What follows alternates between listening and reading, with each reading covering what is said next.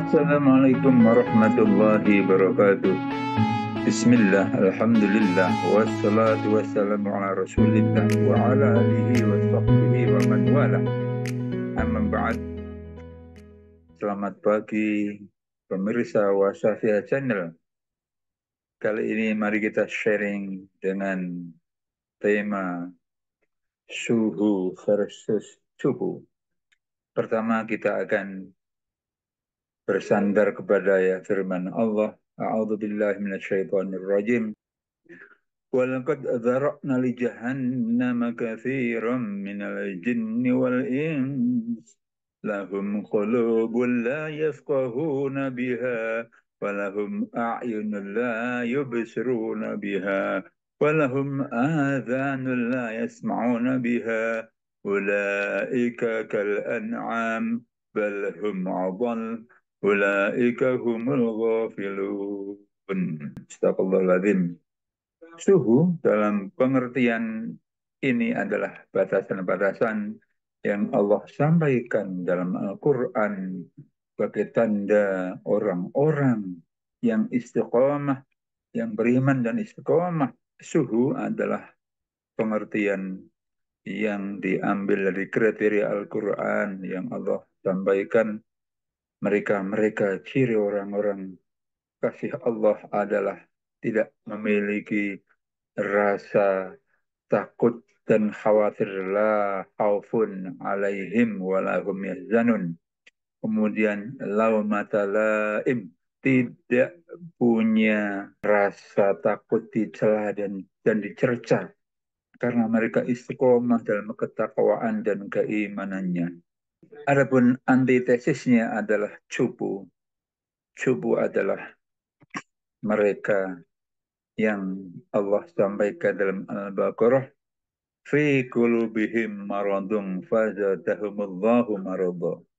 Dalam hatinya ada penyakit dan Allah tambahkan sekalian penyakitnya itu sehingga tertutup hatinya.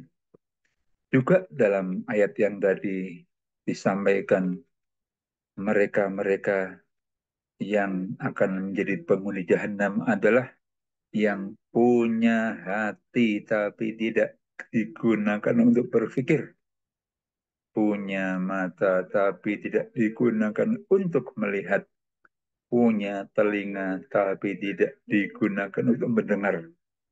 Di sini yang digaris bawah adalah punya hati tapi tidak digunakan untuk berpikir. Allah menggarisbawahi hati untuk berpikir, bukan akal dan otak. Ini juga yang menjadi kriteria suhu adalah orang-orang yang selain punya bekal berpikir dengan otak, tapi juga hati dijadikan sebagai arah petunjuk dalam setiap proses berpikirnya. Sebaliknya cupu adalah mereka-mereka yang tidak menggunakan hati, tapi didikte oleh nafsu dan nafsu dalam proses tindakannya, berpikirnya, sodakohnya, dan seterusnya. Sunatullah, Allah membuat populasi dalam distribusi normal, bahwa kita manusia dalam segala parameter tersebar dengan distribusi normal. Jadi, kalau kita memakai standar deviasi 5%, maka ada 5% di sisi kanan, yaitu orang-orang terbaik yang sudah mencapai puncak pendakian, yang sudah selesai dengan diri sendiri dan menemukan jati dirinya dan mendapat petunjuk Allah, sudah dibuka tabirnya.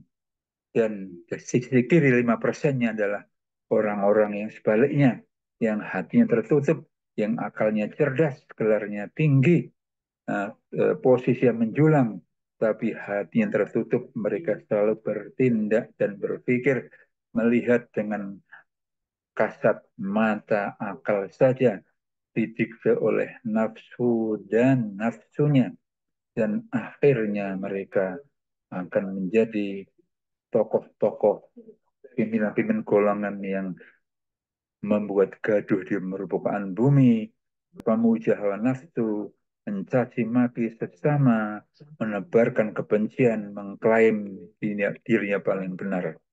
Dan tentu yang tengah-tengah yang 90% adalah orang-orang normal.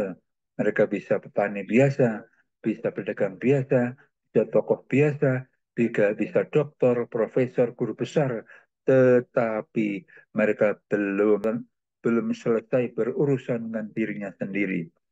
Masih dihantui oleh nafsu dalam tindakannya, masih ada tabir antara dirinya dengan Tuhannya. Kemudian segala tindakannya masih karena bingkai kepentingan manusia belaka. Demikian, mari kita saksikan 3 video berikut.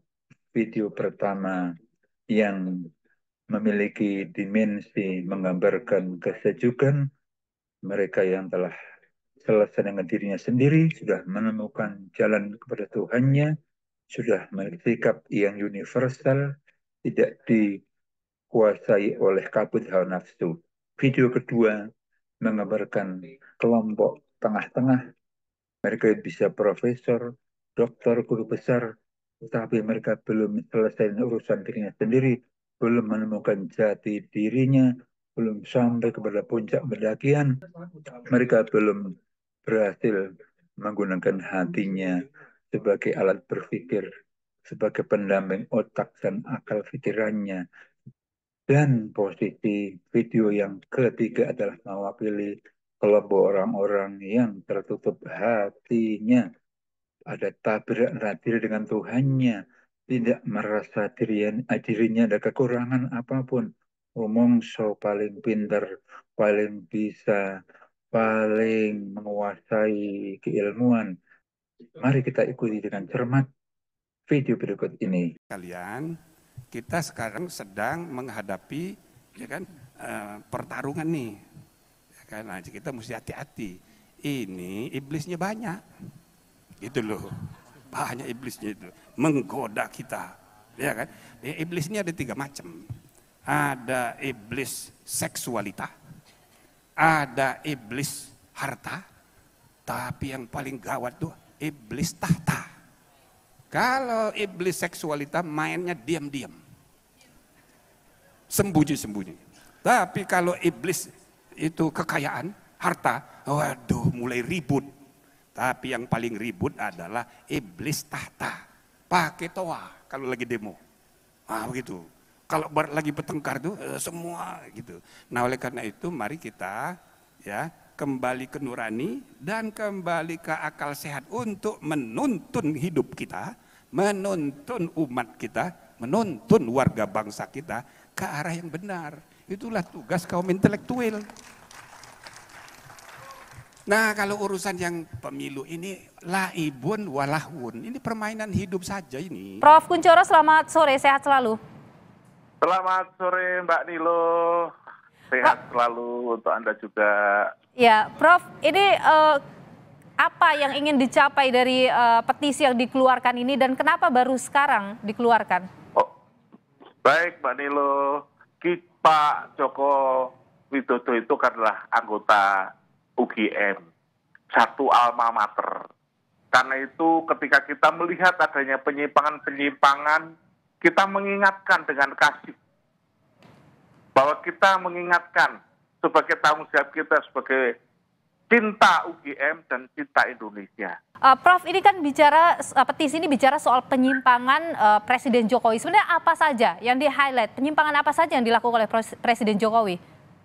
Yang pertama sebetulnya bukan hanya Pak Jokowi, tapi pembisik-pembisik yang di belakangnya juga, yang warga UGM. Karena kita mengingatkan teman-teman dari UGM, begitu. Apa yang diingatkan? Ya banyak sekali pembenaran yang tidak benar tadi. Misalnya? Pembodohan. Contoh yang sederhana ya Mbak ya. Mbak Bivitri yang ahli hukum, dan banyak teman-teman ahli hukum, menyatakan bahwa Presiden tidak boleh kampanye, Presiden tidak boleh memihak. Tetapi maaf, Pak Jokowi itu menunjukkan pasal-pasal itu. Pasal-pasal itu kan hanya potongan-potongan dari sebagian aturan yang mengatur. Oke. Apakah ini sebagai pembodohan?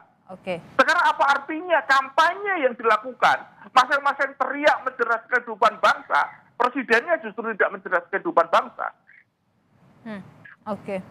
Jadi ini karena sikap Presiden Jokowi dalam belakangan ini begitu ya Prof ya? Ya, termasuk diantara juga mereka pergi bagi-bagi itu. Kenapa kelompok-kelompok itu yang diberikan? Kenapa ada capres dia tidak pernah menjadi dirinya untuk calon capres, tapi dia menjadi menhankamnya. Sehingga kemana-mana bebas. Itu kampanye atau menjalankan tugas. Biayanya dari mana? Tidak ada teguran-teguran yang seperti itu. Oke. Begitu Jokowi kehilangan kekuasaannya, dia jadi rakyat biasa. Nggak ada yang peduli nanti. Tetapi ambisi Jokowi adalah mempertahankan legasinya. Dia masih pergi ke Cina buat nawarin IKN. Dia masih mondar-mandir dari satu koalisi ke koalisi yang lain untuk mencari kejelasan nasibnya tuh. Dia memikirkan nasibnya sendiri. Dia nggak pikirin nasib kita.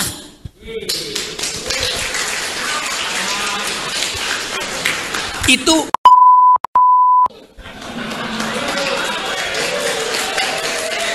kalau dia mau terima berdebat dengan Jumhur Hidayat, tapi itu sekaligus pengecut, ajaib tapi pengecut itu. Jadi teman-teman, kita harus lantangkan ini. Pemirsa Wasatiyah Channel yang berbahagia, sudah maklum apapun keyakinan kita bahwa manusia memiliki dua dimensi tubuh, yaitu tubuh fisik dan tubuh non-fisik. Sayangnya, antara pertumbuhan fisik dan non-fisiknya, jasmani dan rohani, tidak sepadan dan selaras. Ada golongan manusia yang pertumbuhan jasmaninya sejalan dengan pertumbuhan rohaninya, artinya dari kecil, remaja, dewasa, secara fisik, secara umur, juga diikuti dengan kematangan rohani. Dan sebagian adalah orang-orang yang jasmaninya umurnya tumbuh dari kecil, remaja, dewasa, dan tua, tetapi rohaninya tetap berada pada pertumbuhan balita. Tentu, yang ideal adalah yang pertumbuhan rohani dan jasmaninya searah, sejalan neraka. Kita akan mencoba menganalisis tokoh-tokoh ke dalam 3 kategori. Satu adalah kategori yang sudah mencapai puncak pendakian dalam kehidupan rohani.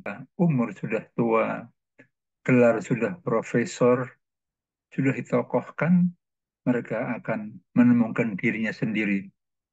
Akan punya sifat laumata laim, tidak peduli dengan celaan dan hinaan. Akan sifat la khaufun alaihim wa la yahzanun, tidak punya rasa takut dan khawatir. Semua tindakan tidak didikte diukur dengan respon dari manusia, tetapi segala tindakannya adalah didikte, di-guidance oleh Yang Maha Kuasa. Golongan ini akan memiliki pandangan universal. Tiap kali berkomentar, bertindak, selalu menyejukkan. Pandangannya rahmah. Disinilah sifat-sifat negarawan muncul bagi golongan yang sudah mencapai pendakian, yang sudah menemukan diri sendiri. Dengan sikapnya serba bijaksana. Dan apabila kelompok ini kemudian dikehendaki Allah, maka mereka akan diangkat menjadi kekasih-kasih Allah. Inilah definisi wali sesuai dengan Al-Quran dan hadis. Mereka yang karena istiqomahnya akan dibekali dengan batin yang laumata laim, la khaufun alaihim wa lahum yahzanun.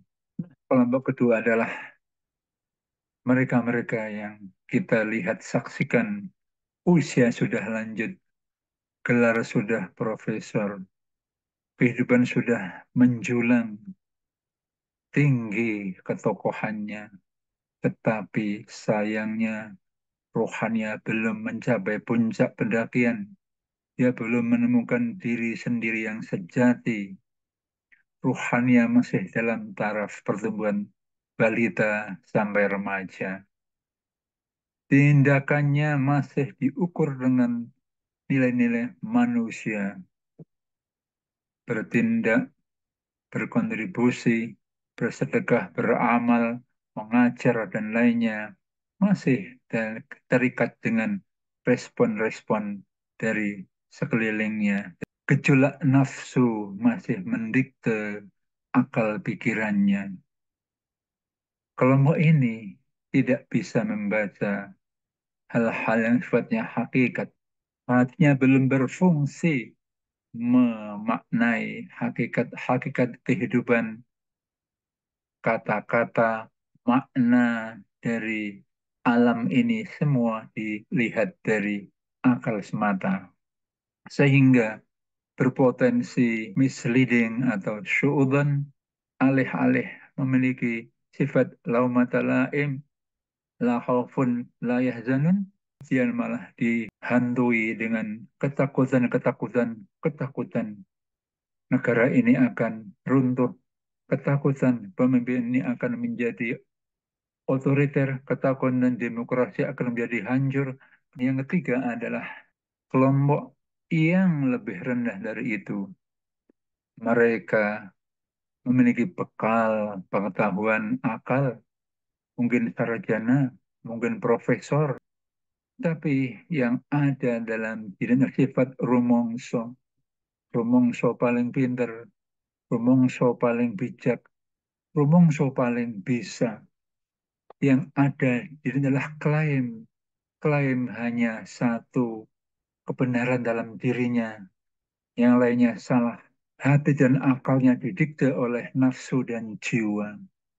Yang timbul adalah perilaku menghakimi, mencerca, dan mencaci, serta menghina. Sesungguhnya mereka dalam posisi insecure, hatinya terbelah, patah.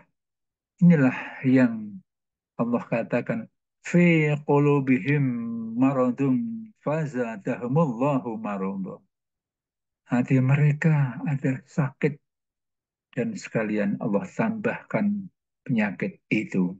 Saudara-saudara sekalian, kita mengenal tokoh-tokoh. Kelompok satu ada Profesor Jimli Asidiki, ada Profesor Margareto Kamis, ada Profesor Rinal Kasali, dengan mewakili yang lainnya. Kita bisa mengidentifikasi sikapnya tak peduli dihina atau dicela. Tindakannya bukan didikte oleh bagaimana respon manusia. Sudah la khaufun alaihim wa lahum yahzanun. Sudah universal pandangannya. Sudah menyejukkan komentar-komentarnya. Sudah rahmah kalimat-kalimatnya. Sudah mendekati sifat-sifat negarawan. Adapun kelompok kedua, yaitu mereka seorang akademisi, seorang tokoh, bahkan seorang guru besar.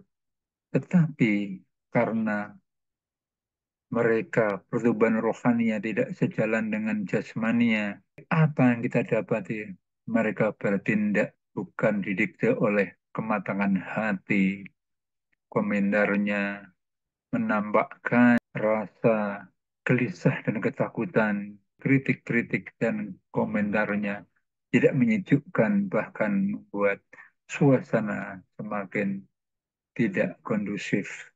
Adapun kelompok ketiga, yaitu bisa akademisi, bisa profesor, bisa dokter, yang selalu didikte nafsu dan jiwanya, tidak memiliki social appetite, tidak memiliki democratic appetite, tak sadar dia menuntut siapapun harus benar 100%, tak sadar bahwa kebenaran bukan monopoli dirinya.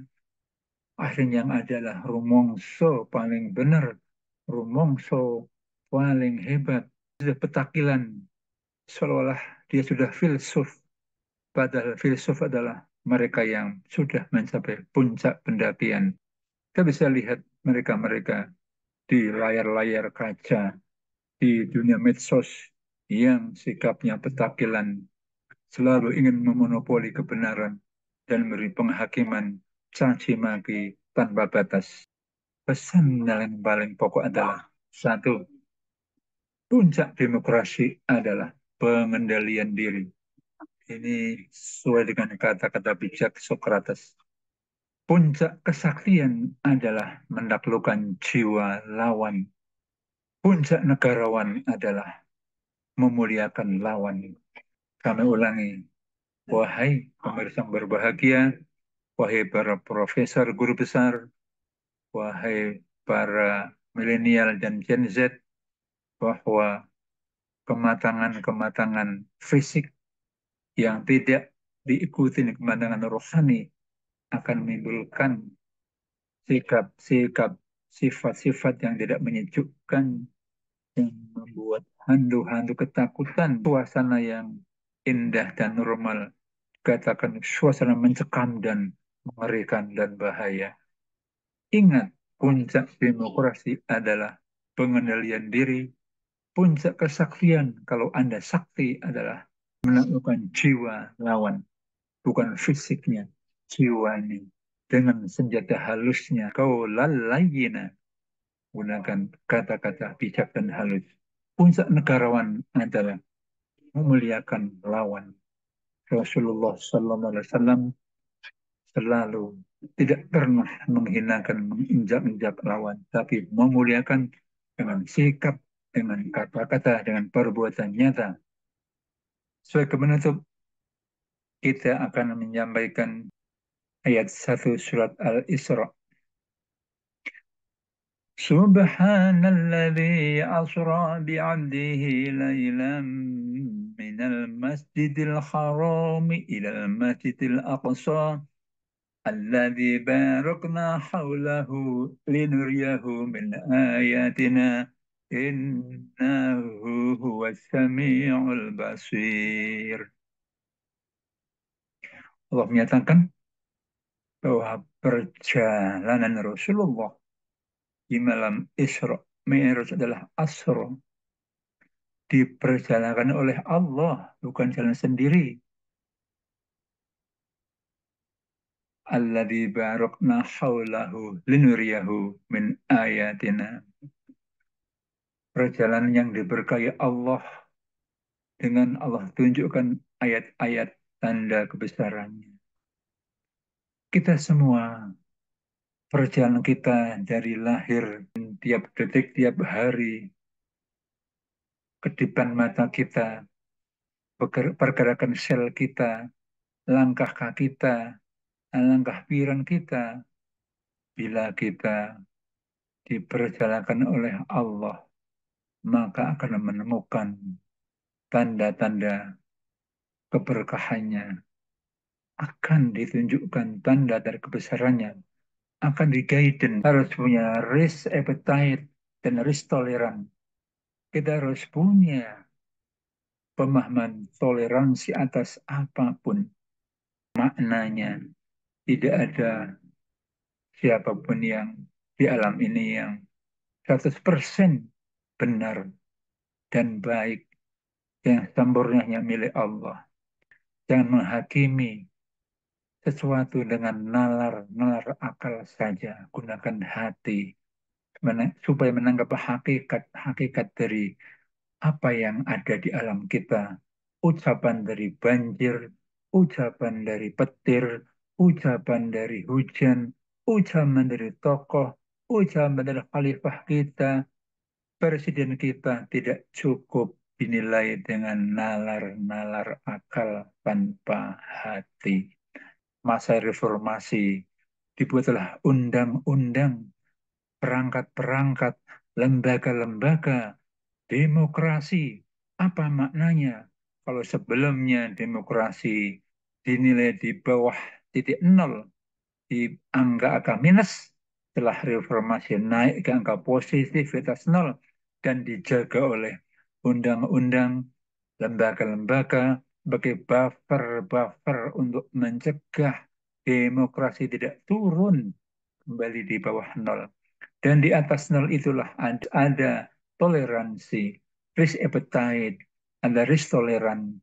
Kita harus sadar tidak boleh menyamakan situasi saat ini dengan masa-masa otoritarianisme sebelum reformasi, apalagi menarik ke masa-masa Fir'aun.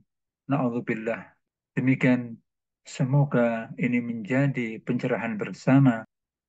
Kita akhiri dengan wassalamualaikum warahmatullahi wabarakatuh.